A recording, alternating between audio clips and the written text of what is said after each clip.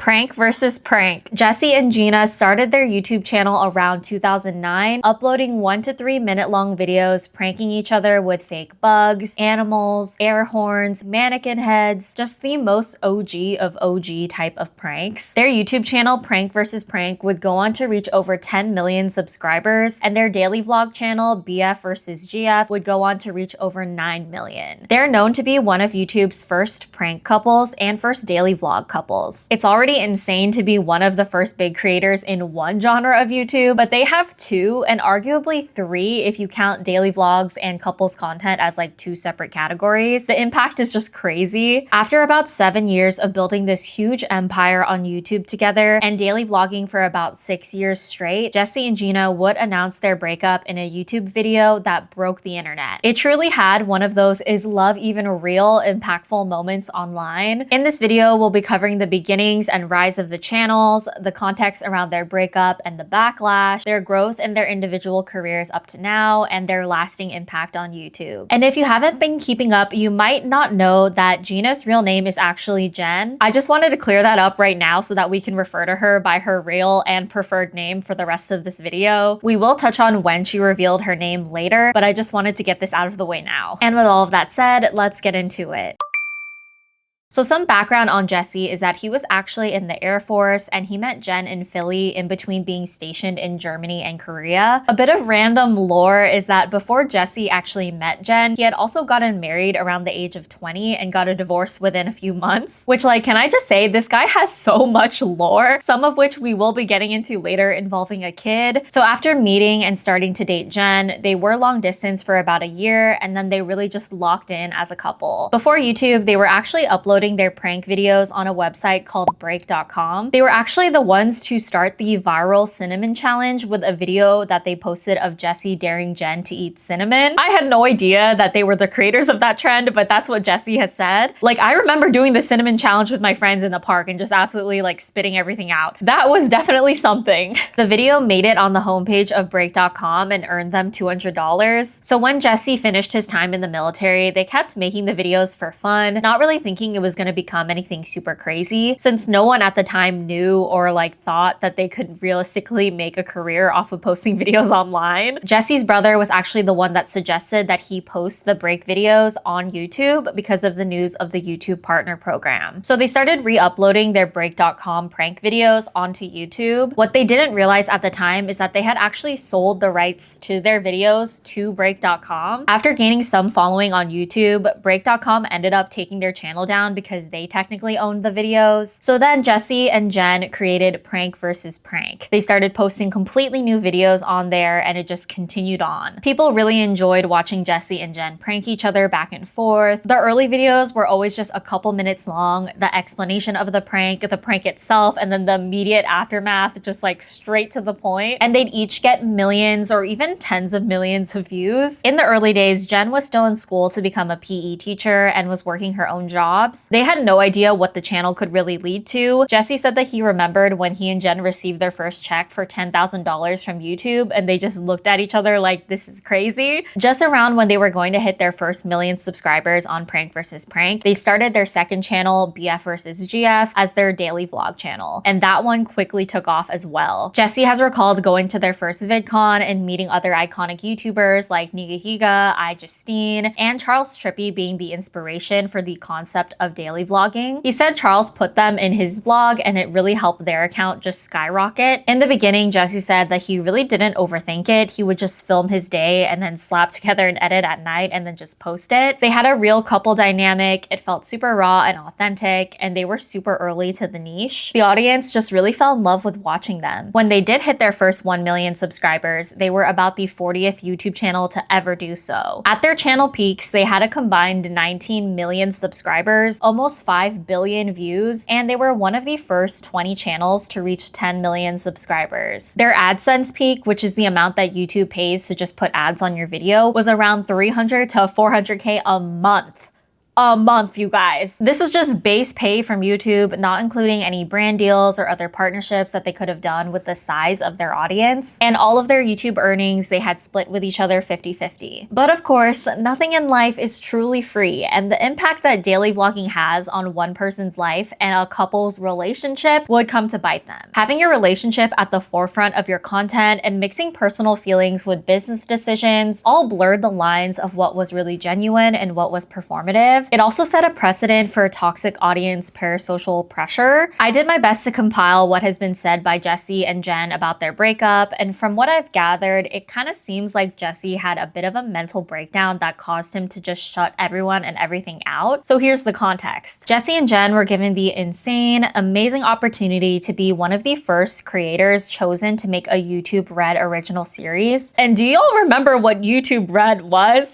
It was YouTube's first paid subscription service, so basically the early YouTube Premium. But the main perk of having this subscription was that you would get to watch some YouTube Originals series, and thus Prank Academy was born. They got a $3 million budget, they were named executive producers, and they were also the stars and faces of the entire thing. I'm sure this was super validating to them to have this opportunity by YouTube, because imagine the platform you make videos on and have your fame from is launching a new thing and they want you to be part of promoting it at that large of a scale. Like, that's kind of crazy. I'm sure preparing for this and filming the show took so much energy out of them, and at the same time, they were still daily vlogging and posting their normal content. They were nearing the end of filming for the show when Jesse's mom gets released from prison. She was in there for some drug-related issues, but while she was in there, she seemed good and sober. This is all around December 2015. So his mom is out and he gets a call from her that his grandma has passed away, and he's faced with the decision of should he come back home for the funeral. But he and Jen were in LA still filming for the show, so it's not like he can easily just pack up and go home. His mom ends up telling him that she thinks he should stay and finish his work, and that the family is very proud of him and that she'll see him next week when he's done. The next week he comes home and his mom is unfortunately missing. There was a situation before where she had gone missing and then it was revealed that she attempted to unalive herself, but they were able to find her then and help her. This time around, it felt like the same energy. She was missing, pills were missing, they were thinking the worst. Meanwhile, he was still daily vlogging. Jesse has said now that he doesn't even remember how he did it back then, but just that he had to fake it. He had tweeted around this time asking people to help find his mom. About a week later, the cops eventually did find his mom in her car and confirmed that she had passed away. He said that his head was so in the clouds with the stress of it all that he just blacked out. 2 weeks after this happened, he broke up with Jen, packed 2 suitcases, and went to New York City with no plan. The internet didn't know that this was happening at the time. He's made it adamant that he didn't use drugs at this time, even though a lot of netizens suspected this, but he did say that his drug was meeting new women and getting attention from other people to numb the reality of what was going on. And all of this hurt Jen even more. In a podcast episode from March 2025, he says that he has so much grief for what he was doing at that time of his life and hurting Jen. So they stayed pretending that they were still together and that things were fine for months after this happened. Jen has said that they delayed the announcement of their breakup because Prank Academy was set to air around the same time, and they didn't want this jarring experience of announcing a breakup and then promoting and airing a series that they filmed while they were still together. The show began airing around March 2016, and then in May 2016, they would upload a video on the BFvsGF channel called A New Chapter. In the video, they mainly just talk about the effect that daily vlogging had on their relationship, the context around everything that happened with his mom and his